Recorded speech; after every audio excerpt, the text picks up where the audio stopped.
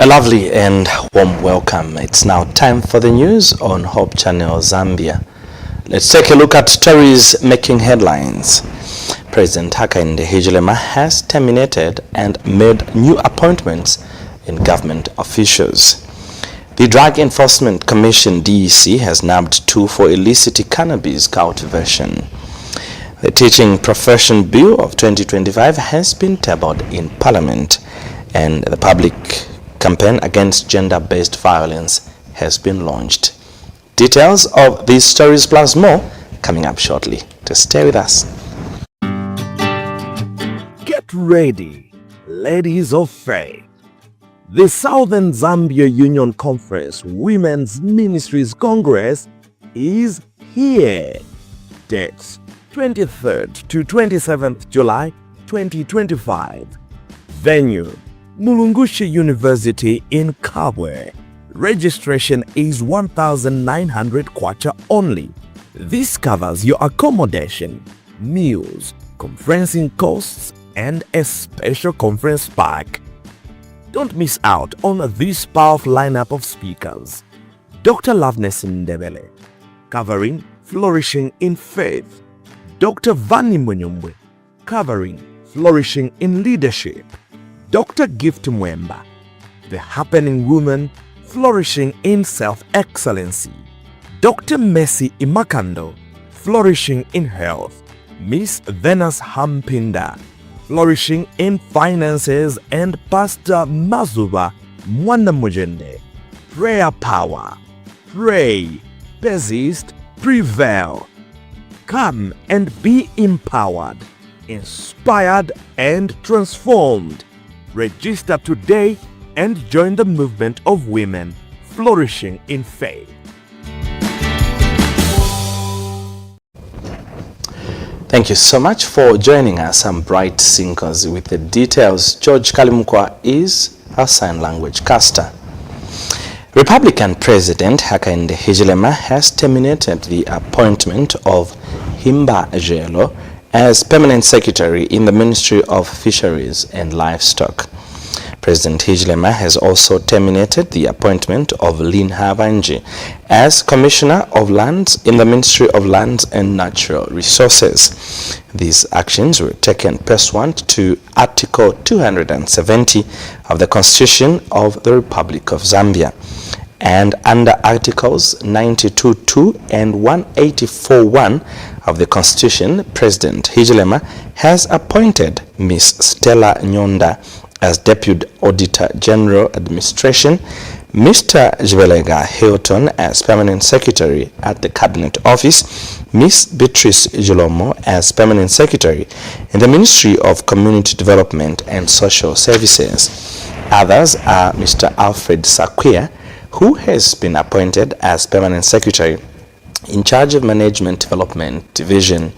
Ms. Joma Simui has been appointed as Permanent Secretary in charge of Administration at the Ministry of Health. Dr. Max Jombe now takes the responsibility of Permanent Secretary at the Ministry of Fisheries and Livestock. Mr. George Zulu has been appointed as Ambassador for Extraordinary and Plenipotentiary. The head of state has expressed gratitude to the outgoing officials for their service to the Republic of Zambia and congratulated the newly appointed officials. This is contained in a statement issued by State House Chief Communications Specialist Clayson Hamasaga. Now, 2 people have been arrested for illicit cannabis cultivation in Chifwema area of Kafue district. The suspects have been identified as Bonwell John Molenga, aged 50, from Kanyelele village, and Timoth Jorwe, aged 38, from Mwerwa village. The detention was made possible through an intelligence-led operation by the Drug Enforcement Commission, DEC. According to DEC Public Relations Officer Alan Tamba, Molenga was apprehended in connection with the offense of trafficking in 86.9 kilograms of loose cannabis and unlawful cultivation of 12 tons of cannabis, pursuant to sections 15 and 19 of the Narcotic Drugs and Psychotropic Substances Act number 35 of 2021 of the laws of Zambia, while Jorwe was apprehended in connection with the offense of trafficking in 14 kilograms of loose cannabis.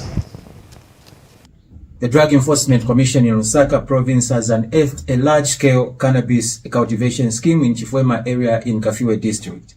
This follows an intelligence-led operation which resulted into the apprehension of two suspects identified as Bonwo John Mulenga, male age 50 of Kanyerere village, and Timothy Jolwe, male age 38 of Mwerwa village.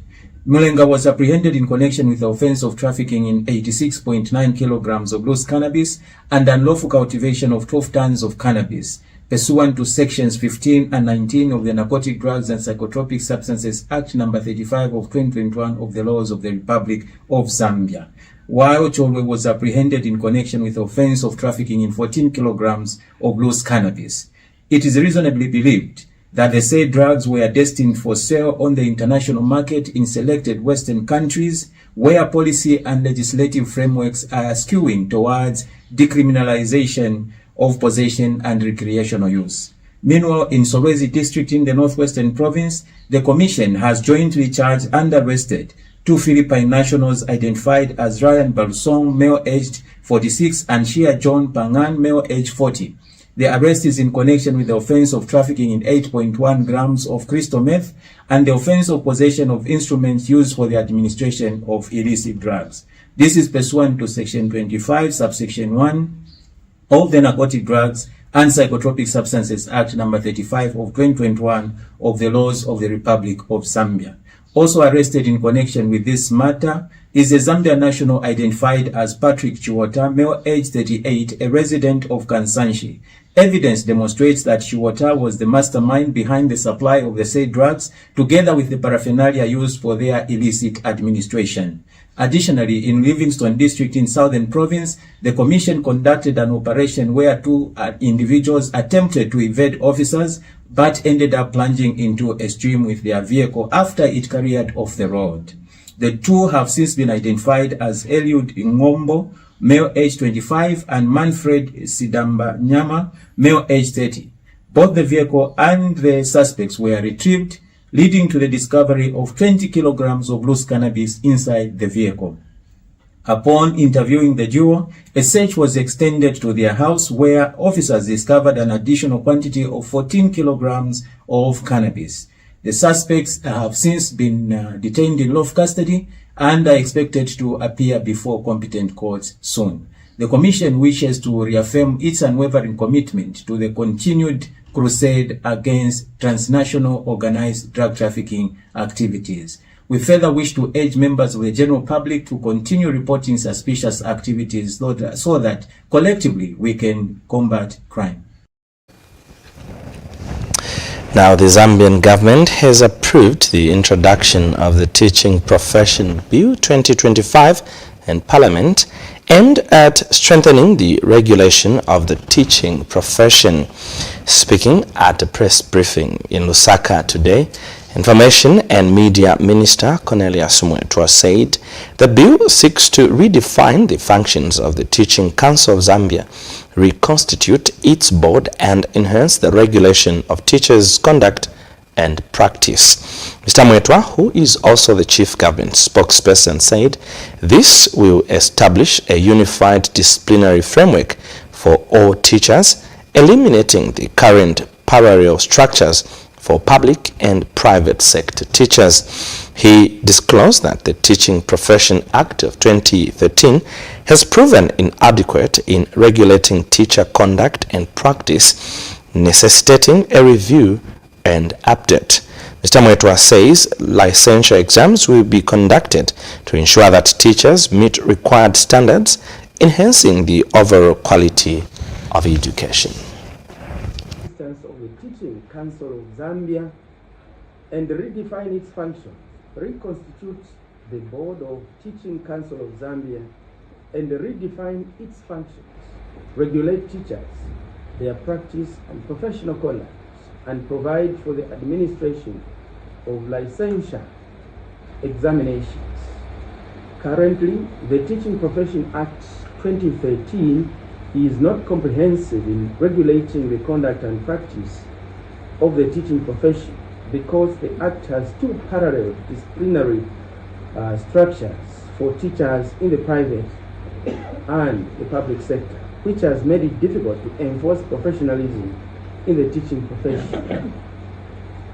Therefore, the bill, once enacted, will introduce licensure examinations in order to enhance quality, assurances, and professionalism in the teaching profession, and to provide a single disciplinary structure for all teachers. During the same cabinet sitting, the President has directed the Ministry of Education and the Ministry of Health to review certain fees that are payable to various institutions in those ministries relating to graduates who have to pay even when they have not yet gotten employed.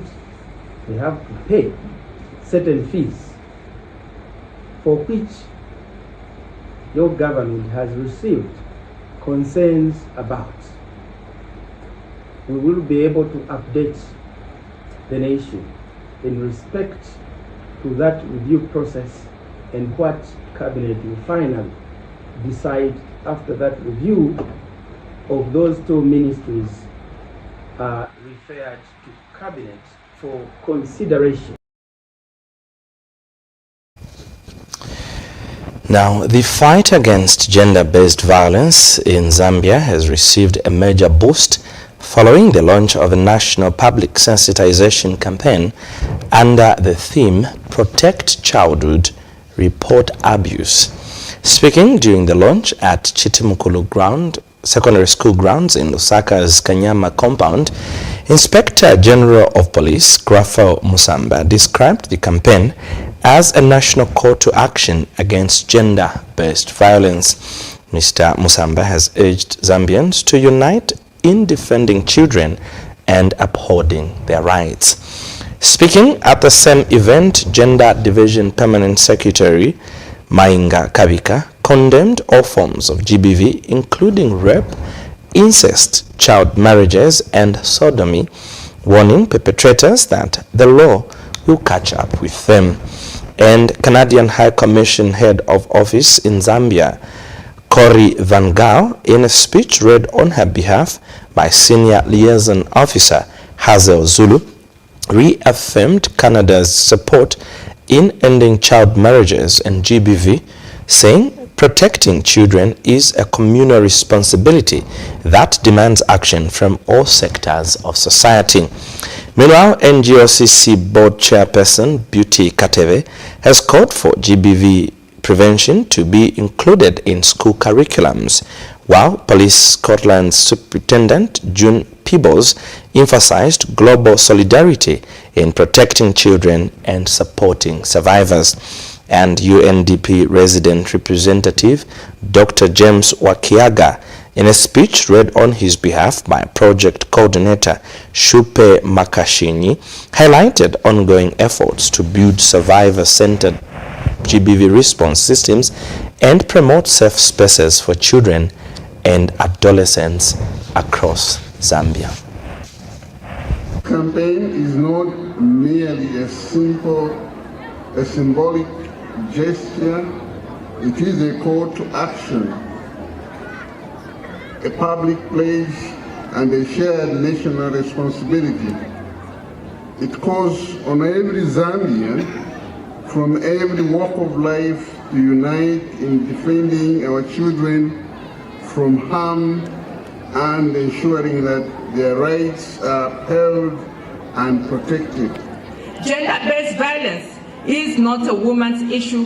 It is a societal crisis that affects individuals, including children and the youth, and it breaks families and erodes the very much needed fabric of our communities.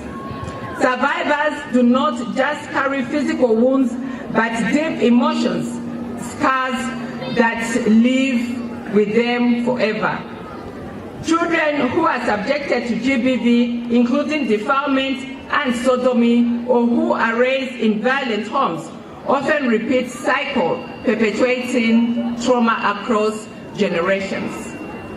By launching this campaign in Kanyama today, we are sending a strong and a clear message that the status quo is not acceptable. We must shatter that silence, because when a child is married off early, it is not a rite of passage, it is a violation of human rights.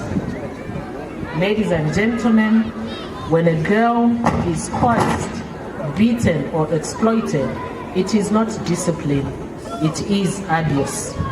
And when abuse goes unreported, we all become complicit. It is in communities like this one that we must intensify our efforts, engaging both men and women, girls and boys, in open, respectful conversations about gender equality and mutual respect. Additionally, sir, we strongly advocate for integration of GBV prevention in school curriculum. This partnership between Police Scotland and the Zambia Police Service represents something significant, a recognition that protecting children and combating gender-based violence requires international solidarity and shared expertise. Through our training programmes with the Zambian Police Service, we have witnessed the dedication of the Zambian police officers. Together, we have worked to strengthen response protocols, enhance investigative techniques, and most importantly, ensure that survivors of abuse receive compassionate and professional support they deserve when they're brave enough to come forward and report abuse. As we know, real change begins in communities. We have learned that traditional leaders, parents, and local influencers are key to shifting norms, breaking silence, and fostering protective environments, especially for children and women.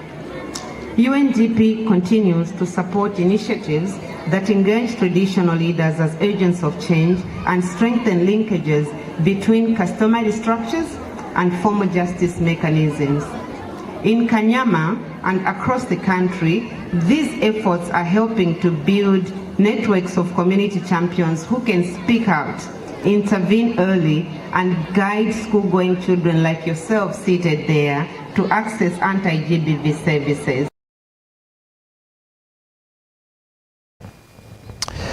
You are watching the news on Hope Channel Zambia. Just now, let's take a break. More stories still to come. To stay with us.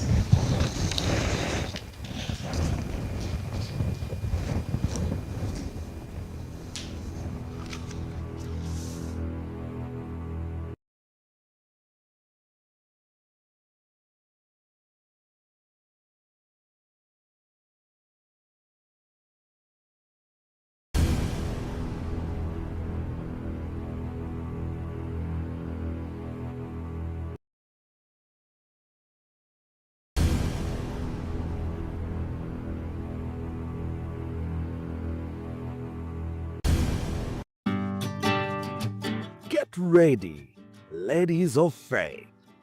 The Southern Zambia Union Conference Women's Ministries Congress is here.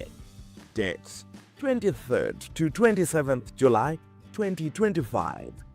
Venue Mulungushi University in Kabwe. Registration is 1,900 kwacha only. This covers your accommodation, meals, conferencing costs, and a special conference pack. Don't miss out on this powerful lineup of speakers. Dr. Loveness Ndebele, covering Flourishing in Faith. Dr. Vani Munyumbwe, covering Flourishing in Leadership. Dr. Gift Mwemba, The Happening Woman, Flourishing in Self-Excellency. Dr. Messi Imakando, Flourishing in Health. Miss Venus Hampinda, Flourishing in Finances, and Pastor Mazuba Mwana Mujende, Prayer Power. Pray, persist, prevail. Come and be empowered, inspired and transformed. Register today and join the movement of women flourishing in faith. Welcome to Brave Gardens, the perfect venue for unforgettable moments. Whether it's a kitchen party, a dreamy outdoor wedding, a vibrant birthday celebration, or a fun-filled family day, Brave's Garden is the place to be. Brave Garden offers a beautiful outdoor space with a swimming pool, kids play park, and a peaceful environment for any events. We've got more than just space. Enjoy mouth-watering meals at our restaurant and bring the kids for school trips that blend fun and learning. Spacious, scenic outdoor setting, sparkling swimming pool, fun-filled kids play park, friendly staff and flexible packages. At Brave Gardens, quality doesn't break the bank. We offer flexible packages at affordable rates to make your day special and stress-free. Nested in a serene and secure environment, Brave's Garden offers the perfect backdrop for memories that last a lifetime. Why wait? Come spend your day at Brave Gardens. Situated just 24 kilometers from Lusaka CBD off Kafue Road. Call or WhatsApp us now to book your date or schedule a visit on 0977 321 919 or 0966 758 693 or 0773 198 960. Brave's Garden. Let us help you host your special day the brave way.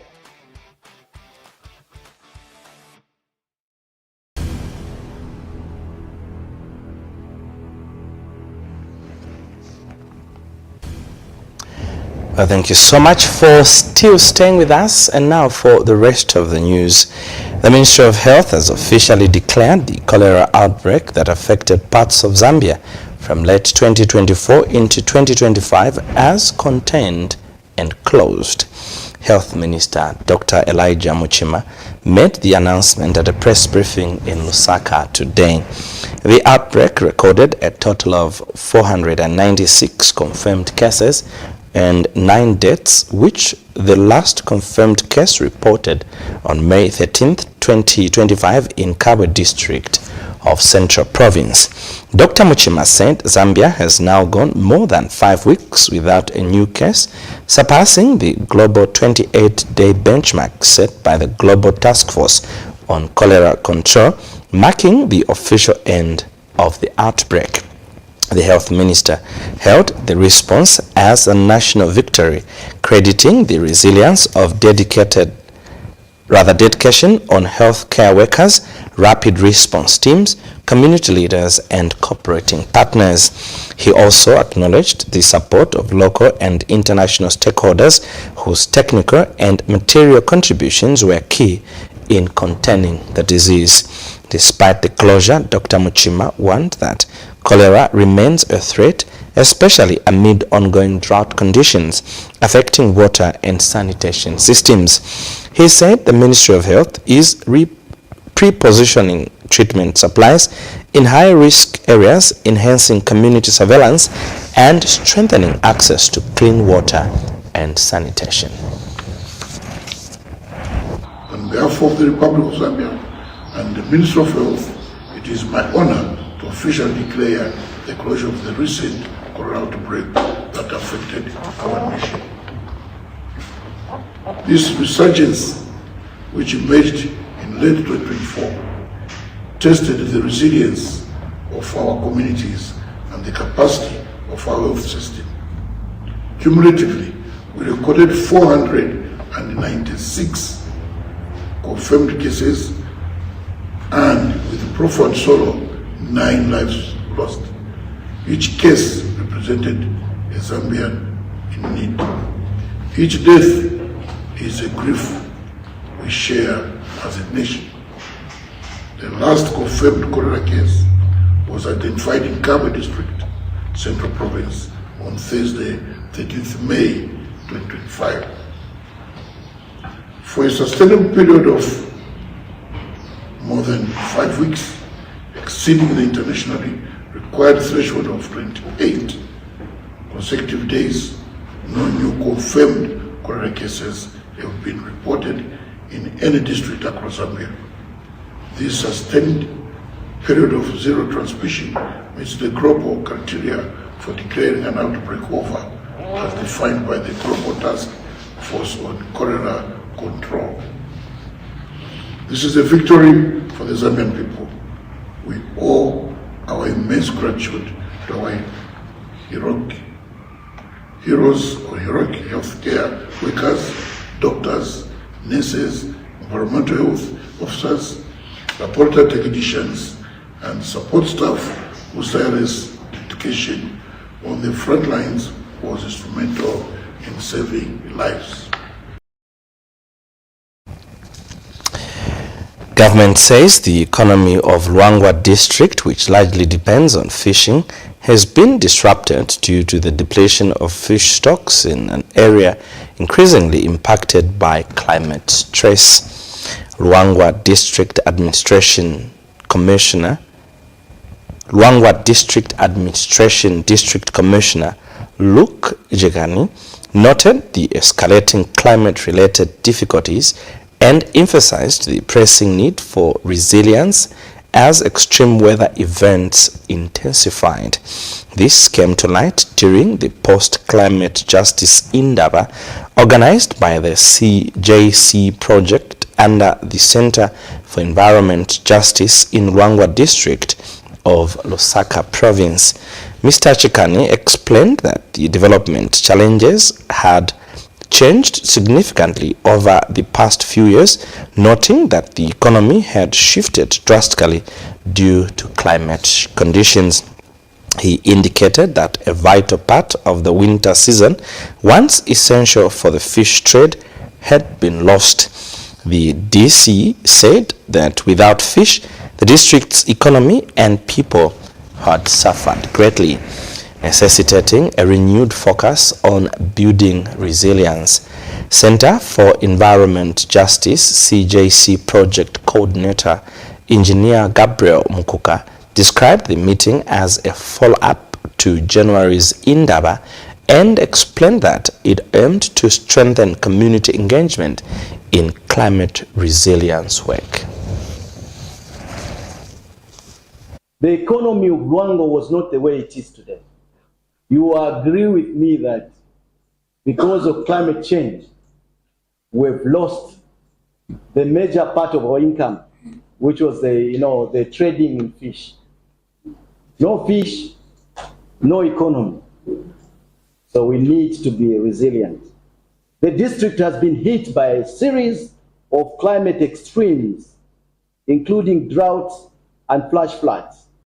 Ijamukambati corridor, animal corridor, is no longer working. Animals are going everywhere. Seasonal kufika kwa Mburuma.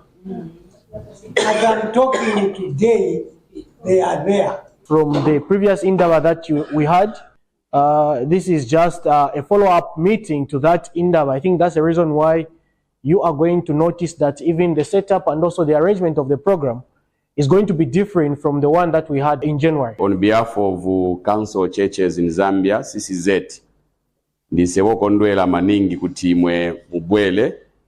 You've come here to deliberate on the issues pertaining our well-being of the society in regard to climate change. Program inariko mu January. Tabwera futi cholinga chakuti tipunzirepo ziviri zitatu olunga tinikoteka zonse kuti naife pamene tienda ku munzi tikauzeko venango vamene tapunzira andi vamene tapunzira visankhale chabe kuti viperere mutu mwatu olo ku munzi chabe is better vana vamene vabadwa vakaone kuti makolo vatu wenzeko vanatisira ivi. And finally, in our news, government has suggested hosting the inaugural Borrowers Forum, a commitment agreed upon in the outcome document of the 4th International Conference on Financing for Development, FFD4. Speaking during the launch in Seville, Spain, Foreign Affairs and International Cooperation Minister Mulambo Haimbe expressed Zambia's strong support for the establishment of the Borrowers Forum and confirmed the country's willingness to host its inaugural session.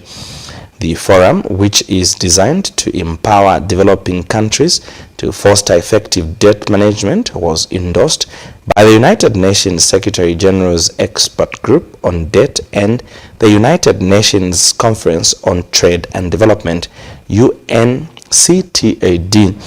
and the United Nations Special Envoy on Financing the 2030 Agenda, who is also the chair of the expert group. Muhammad Mohiuddin commended Zambia's leadership throughout the FFD4 process.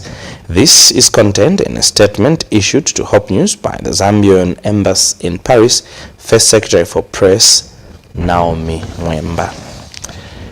As we end the news, let's recap on stories that made headlines. President Hakainde Hichilema has terminated some officials' contracts while appointed new government officials. The Drug Enforcement Commission, DEC, has nabbed 2 for illicit cannabis cultivation. The Teaching Professional Bill 2025 has been tabled in Parliament, and the public campaign against gender-based violence has been launched. Thank you so much for your time. I'm Bright Sinkozi. On behalf of the entire studio and production team, George Kalimukwa is my sign language interpreter. From all of us, it's God bless. Keep watching.